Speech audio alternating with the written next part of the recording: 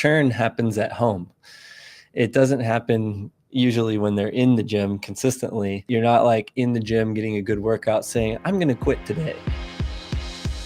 This is All Things Fitness and Wellness, hosted by Krissy Vann. Together, we're uniting industry thought leaders and fitfluencers on the mission to inspire innovation and encourage people to live a life fit and well. Today on the ATFW podcast, I'm joined by Jason Moore, CEO of Spren. From his start as a personal trainer and CrossFit coach to leading a company at the forefront of biometric technology, Jason has a unique perspective on how data is reshaping the member experience. On the episode, we cover how biometrics are influencing retention strategies, driving personalization, and opening doors for partnerships between fitness, wellness, and healthcare. Jason also shares where technology adoption is headed next and how forward-thinking operators can position themselves to stay ahead. Before we get to it, be sure to hit like and subscribe. We have new podcast episodes weekly featuring industry thought leaders and influencers. I'm your host, Krissy Vann, and this is ATFW. Jason Moore joining the podcast. And something I find really interesting about you, Jason, obviously you have a love of fitness. You've spent time as a personal trainer, a CrossFit trainer, but also time in the oil industry. So I'm just super curious, how do all those worlds collide into what you do now? Yeah, it's there's a twisty version of that story, but basically I was hoping so. The abbreviated version kind of ties it together better, which is that in the oil industry, I was using sensor data and tracking behavior data for maintenance and performance of machinery out in the oil field. And so I've got a tech background and I work in software designing like data analysis and user experiences around that. And I was kind of thinking but my passion was really in health and fitness. That's why on nights and weekends, I was a trainer and a coach, and I was kind of really pouring a lot of my extracurricular energy into that. And I was thinking, okay, why do we spend so much money and time measuring all this equipment and the health of all this equipment? Of course, it's obvious because it's worth a lot of money and it can also hurt people if it goes wrong. But we don't have that type of monitoring for ourselves on a day-to-day basis with the most important piece of equipment, which is our body. And so it was kind of just like a natural marrying of two worlds when I formed this company. Was basically thinking through how do we measure stuff about the body that gives us feedback to, help us perform better, but also prevent things from breaking and hurting ourselves or others, basically. And that I was also really just looking for ways to measure that what I was doing and what I was doing with my clients was actually working, and realizing that it was, very early on, not a cookie cutter approach for every person. Well, and I know that we're going to dive in today because obviously biomarkers is something that you've worked heavily in, and obviously body composition now as well. And we'll talk about some of the exciting partnerships you have. But can you get a little bit more granular from you taking your expertise and then deciding to form it into a business? What exactly did you decide to hone into when you started getting curious about that?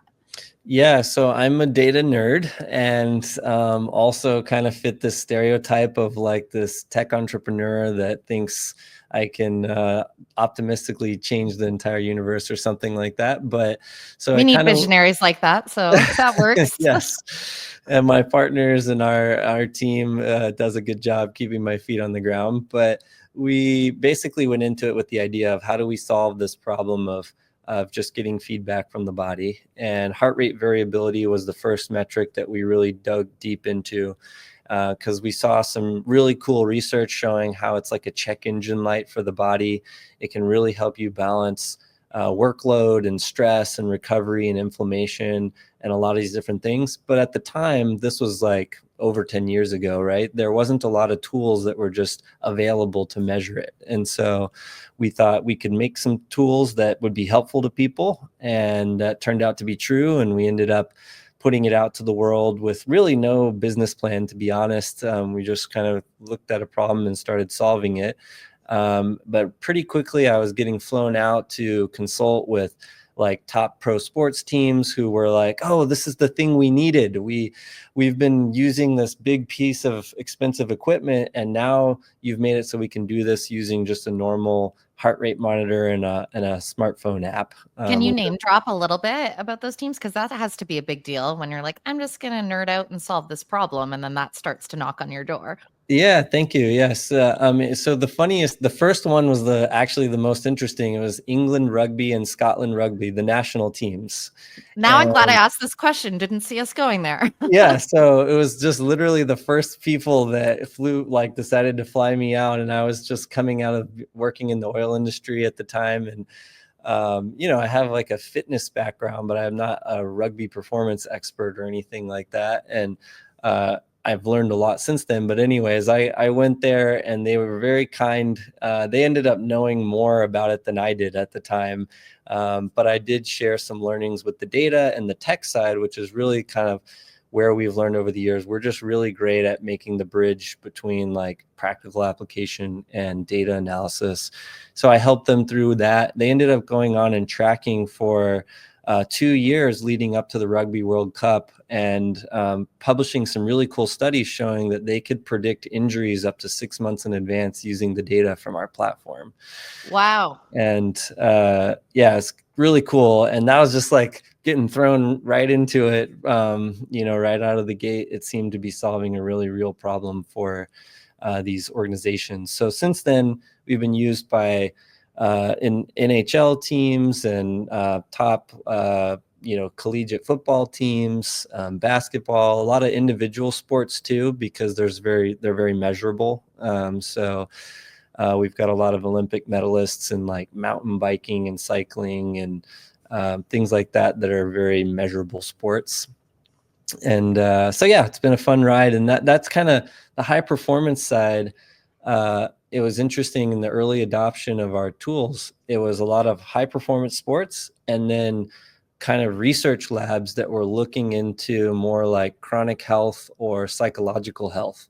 So it was this really interesting spectrum that ended up teaching me a lot about kind of the ends of the spectrum, so to speak. And then over time converging in the middle on fitness and wellness, because it turns out that a lot of people kind of share some of the overlap of needs of those two categories of like, things aren't working as well for me as they used to. I'm kind of bummed about that. There's a psychological element to it. And also it'd be really cool if I could like be able to do a pull-up or, run a 5K without pain or something like that. And so like everyday people are kind of experiencing just like a less extreme version of what those two spectrums were teaching us in the early days. And I could go on and on about that, but really educational for me and for the team. And that's kind of been one of the most fun parts about this, is just learning all the things people do when you give them the data. Well, exactly. And I mean, you've watched this evolve over the last decade, just how data driven the fitness industry itself is aiming to become, and working at that intersection of AI, biomarkers, body composition. What makes now the right time for this kind of technology to scale? And what's the appetite that you're seeing, especially when we look at some of those bigger operators that typically have been labeled as a little late to adapt on the tech side? Yeah. I mean, I think like there's a lot of factors. One is everybody's so used to it now. You use data at work, you use data in your home life, you use data when you're playing video games, and getting points and all that type of stuff. So it's something that we're all much more familiar with and comfortable with. Also, smartphones are ubiquitous. Everyone's carrying a supercomputer in their pocket. And wearables are also on the rise. And the government, has recently talked about the importance of wearable tracking and things like that. And people could have political views about all of that, but the point is basically that it's just more mainstream. And also, I think it's just that there's this bottoms up demand for it in the fitness and wellness space. And it's that members of gyms or consumers of fitness and wellness products are expecting to see some sort of measurable outcome or to see some sort of progress in some measurable way. And I think we could get into a lot of that piece of it, because I think that's really important. But the question is, more that they're demanding that from the organizations like the gym that they go to, or the classes that they go to, or, the products that they buy. So we're kind of in the right place at the right time, in the sense that a lot of these organizations don't necessarily have the in-house expertise to build out these complex systems and link in a very nuanced way how all the products and services impact the data. So we kind of help businesses understand how to do that. And that's been really fun learning also. So. Fair enough. Yeah, constant state of evolution, no doubt. But exactly what you're saying, it's a complex system. But when you drill it down, smartphone-based body scan or composition scan, so no hardware, so easier execution. Obviously, people are used to a little bit more traditional tools. So how reliable is the data compared to some of those traditional tools? Where does it stand in the spectrum? Yeah, I mean, one of the things we learned really early is that garbage in, garbage out. So you really need high quality data as a foundation to build upon. And there's certain things like, let's say, step counting, for example, where plus or minus, it doesn't really matter. It's like you know that you're walking a lot or you're not walking a lot, right?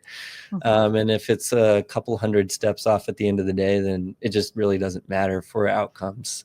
And so, but there's other metrics like heart rate variability and body composition, and the things that we tend to like to play in that are kind of our sweet spot, because they require a pretty high level of accuracy and reliability. That creates the opportunity for us to exist, basically, to kind of push the cutting edge of saying, how do we get something like a DEXA scan, which is a machine that costs $50,000 or so, but it's a full body X-ray and is considered the gold standard for body composition analysis, and build that into your phone? And it's kind of a wild question when you say it that way. And it Sounds feels, like you've asked yourself a few of those in your lifetime. yeah, maybe one or two dozen, 100. Yeah.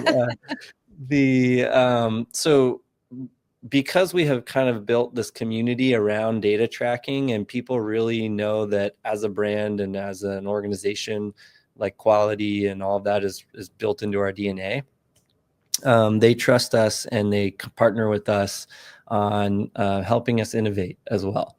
And so we've had thousands of volunteers do DEXA scans and take pictures of their body using their phone, and help us collect data to build out algorithms to basically then detect the body composition metrics using just the phone itself. And so now we're to the point where it's within the margin of error of the machine itself. If you take multiple machines, DEXA machines, and put them side by side, there's a margin of error between them, which is 2.7 mean absolute error, if anyone's curious about specifics. And ours is 2.6. So we're just a hair inside, but basically we're beating the margin of error between the machines itself as far as the kind of mean absolute error goes. And that's basically what the best that you could possibly hope for from a technology like ours. And we're blown away. We're actually, that beat our own expectations of what we could do, because it's kind of crazy to just take a picture of yourself with your phone and get this level of analysis that used to require this giant piece of machinery. Well, and you alluded to it there. Consumers are basically demanding from operators at this point. They want to know more. They want this information. They want it to be available. So, for the business case, obviously, we know the member side advantages, but what have you seen for those that have adopted this tech that are the actual operational wins for club owners? Yeah, well, the cool thing is that tech like this bridges the goals of the member with the goals of the gym or the organization, the operator. Because operators might be thinking, I kind of wish that my members were more consistent at coming in, right? And members actually want to be consistent also, right? And so they know that that's kind It's of the what's goal going. at the beginning, anyways. Right. And so really what we're seeing is that retention is obviously a big issue across the entire industry, which is kind of related with the consistency thing. But there's three real reasons that somebody stops going to the gym. And this is kind of all types of gyms, which we'll get into. One is lack of seeing progress. right? They're putting in work. It's a lot of work to exercise. It's easier to sit on the couch, and it's very natural to be like skeptical of all this work is actually worth it, right? And sometimes it's really hard to see progress. And of course, progress takes time to see as well. And that's kind of one area that we're, again, learning from our partners. This body composition analysis tool really helps with that because, again, putting it in the phone means you can actually measure it more frequently as well. So other tools that people were using to measure body comp, they would usually do it maybe once a month or maybe once a quarter or something like that. And that's kind of a long time. With ours, people like to do it usually about once a week. And so, and it's so accurate and granular that you can see progress even on a weekly basis in the numbers before you can actually visually see it with your own eyes. And so you're catching people, on the upward swing of building that habit, which kind of leads to the two other pieces reasons why people stop going. The second is that they don't know what to do. And that could apply even for things like personal training and classes and stuff, which you might not be intuitive, but basically it's like, well, how many should I go to each week, or which classes should I go to? Or, how many sessions of personal training, which is kind of expensive for a lot of people, should I be doing? And then what should I be doing outside of that? Or maybe they're going to a health club or a gym where they train on their own. What do I do if I want to build muscle? Or what do I do if I want to lose fat? Or what do I do if I want to just move better for longevity and kind of the feeling? And what we've started to do, we can get into, is bridge how the data can inform kind of coaching from humans as well as coaching from AI that kind of bridges the gap for people who need that type of guidance of understanding what's working for their body and what they should do in the gym. And then the third piece is that it's just habit formation is hard, right? Breaking old habits and building new ones, it's hard for everyone. And so we kind of started saying that this type of data and this system also engages members at home, and churn happens at home. It doesn't happen usually when they're in the gym consistently. And so you're not like in the gym getting a good workout saying, I'm going to quit today. Basically you're I mean, we have moments of that, of thinking, why am I here today? True. Yes. Yeah. But definitely not the latter. Right. And usually that's actually, even in those moments, it's not the being in there that's the part that's wrong or in the plan. It's usually lack of good sleep or lack of adequate nutrition and lack of things that will be fueling you so that you feel good in the gym and have the energy to recover and the recoverability and stuff. So these are all the dots that we're trying to connect, basically, to say the data is an anchor point to say, is what I'm doing actually working? And then what do I need to be doing to see results and progress? And exercise is a critical component of it, but so is nutrition, and so is sleep, and so is stress management, and these other things that can really get in the way of progress. And then building that habit by having kind of a more regular touch point. And people tend to use our products multiple times per day, not doing body composition so much every day, but engaging with the system to do those other activities. Well, kind of elaborating on that a little bit, because it does create a tension, and this is a theme through a lot of products where it does collect data. We're endlessly hearing that data is the new gold, but data collection versus meaningful action are two very different things. So how do you ensure that this type of biometric data doesn't become just another dashboard item and actually results in behavioral change? Yeah, this is really kind of like you said, people say data is gold, but I disagree. It's only gold if it translates to real world action. And the data is actually just a small but a really important part of that. And so when we talk to our partners, we're like, yeah, here's the pie of all the things that somebody needs to do to be successful on their fitness and wellness journey. And we're this tiny sliver, right?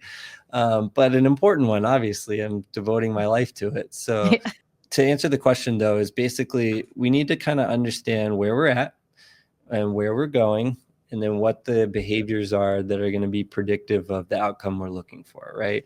And it sounds simple to say that, but in practice, basically what it looks like is a lot of people really want and need to improve their body composition. That's an outcome that they're seeking, right? They're like, I kind of want my pants to fit better, or I kind of want to build a little muscle because some podcast said that that's going to help me with energy and like longevity and confidence. And there's so many wonderful things about building muscle. But I don't know if it's actually, I don't know what to do or where I'm at and that type of thing. So they measure a starting point, and then they get a personalized workout plan, a personalized nutrition plan, a plan to address their lifestyle and things that may be holding them back, whether that's substance use, or it's sleep patterns, or your people in your household that may be kind of counter to your goals, like bringing pizza home every night or something like that, and providing a way for you to chat with an AI to say like, hey, here's my body composition, here's where I want to go. And it gives you a realistic expectation of how much time it takes to get to that goal, because results don't happen overnight. It does take a bit of work. But then partnering with the gym to say, okay, if a member is coming to you for exercise, they're also expecting you to help them with nutrition and to help them with stress and recovery. And suddenly the gym is becoming sort of this longevity and wellness center, which is, I know, a theme across the industry. For one, from a business perspective, it's a trend that people want to get involved with. But two, is it's being demanded from the member to say, oh, fitness and wellness is a more holistic journey than just moving heavy things around. And so we're all working at this from all these different angles, and we're helping provide this kind of data-driven path that integrates it all together. Well, and I'm interested to hear your perspective here because of your background. You did start as CrossFit trainer, personal trainer, so you've been on that side, but now you're really helping streamline efficiency on the business side for operators, because AI, especially being added as an exponent to your tool, gives that member a more personalized experience tailored to them. So on the one hand, we hear from a lot of operators labor shortages, or there's high churn from their PT staff. And then on the other hand, you probably have a lot of PTs that are asking the question, will technology like this take their jobs? What's your thought or stance of how those two worlds integrate, business efficiency side to the future of what personal training might look like? Yeah, it's a great question. There's a lot of good news baked into it. And this is something that one of our advisors, Deborah Strugo, she's awesome, very plugged into this whole industry. She and I talk a lot about this because we're both passionate about powering up coaches and powering up all of the humans that are involved in fitness and wellness.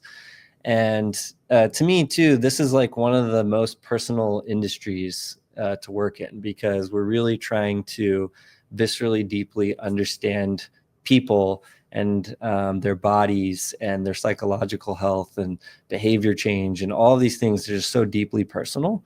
And the technology, I think, can make it so that people spend more time with people and less time crunching numbers and running spreadsheets and like doing that type of stuff. And so also there's a cost element too, though, right? So personal training, I think anyone that can afford a personal trainer should get one. And then second, group classes and small group training and things like that is, the next best thing from personal training. Even better for some people, depending on what you need. And then self-directed is great also, but which I do all of them myself personally. But anyways, to kind of get at the heart of your answer, the AI is really helping for the 90+% of the population that can't afford personal training. And really, personal trainers can't afford to work at the rates that those people could afford. Now, what's interesting that we're seeing is that it doesn't mean fewer people do personal training. It actually means that from within that 90% of people who aren't doing personal training, more of them can be guided to personal training, but in a way that isn't generic marketing messaging, right? Right. It's basically saying like, hey, look, you've been trying for months to make progress here. If you worked with a personal trainer, even for like 5 sessions, you may see a big uptick in your progress. And we want the AI and the whole system to guide them to make that decision. Whereas they may never have made it on their own because they just see like, this is, I'm working out. What's the deal? What are they going to do? They're just going to make me work out also. And they may not know how different it is to work out with a really great coach. And so we're trying to build in all those educational automation to help funnel people into training and classes and things like that as they need it, of course. And then, for the coach, like we have this, what we call our personalized nutrition plan. And what we found is that nutrition is sort of very underserved in the market. And for a lot of goals, it's either equal to or more important than exercise for the goals that some people have. And but nutrition is really difficult to help people with because the majority of it happens when they're not with you, right? So if you're eating 3 times a day, every day of the week, there's like a lot of times that you're interacting with food and you can't have your coach there for every moment of it. So we've built out this personalized nutrition plan that helps calculate your daily calories and macros. It responds automatically to changes in your body. This is really cool. So there's this closed feedback loop with AI where you measure your progress automatically updates your plan. And then as you go through it, you can just talk to your phone and say, I ate this, I ate that. And AI actually will break all of that down and log it for you. So it makes it very easy to track as well, which is a big challenge with nutrition. And then all of that is in support of whatever activity plan that you're doing, whether that's the self-directed training or working with a PT or doing group classes. The nutrition is there to fuel that activity appropriately. So just trying to attack it from every angle, basically. Yeah, make it as frictionless as possible. Now, we started this conversation where you said self-professed data nerd. You start this up, all of a sudden rugby knocking at your door, NHL knocking at your door. You see this big business opportunity, and I understand you have a relatively recent partnership with Snap. How does that come about? And tell me a little bit about how that's been going. Yeah. First of all, the team at Lift Brands and Snap and Fitness on Demand, they've all been fantastic to work with, and they're very forward-thinking innovators. So I'm learning a lot about the industry just through working with them as well. But they see that one is body composition and progress tracking is a rising trend that consumers are demanding, members are wanting it. And there's choices between expensive hardware, and then there's choices between kind of things that are built into the phone, and they kind of see where the future is going and have invested with us in letting people measure things through the phone. And but then through our partnership, that we've been developing all of these other features of nutritional guidance, nutritional planning, the AI coach, which for Snap Fitness is called Coach Charlie, which is great. If you're a member of Snap Fitness anywhere in the world, pretty soon you'll be able to have Coach Charlie in your back pocket as a 24/7 kind of concierge that helps you on that fitness and wellness journey and really just helps you get the most out of your gym membership as well. And so it's been really fun. And they've got locations in every city basically in the world.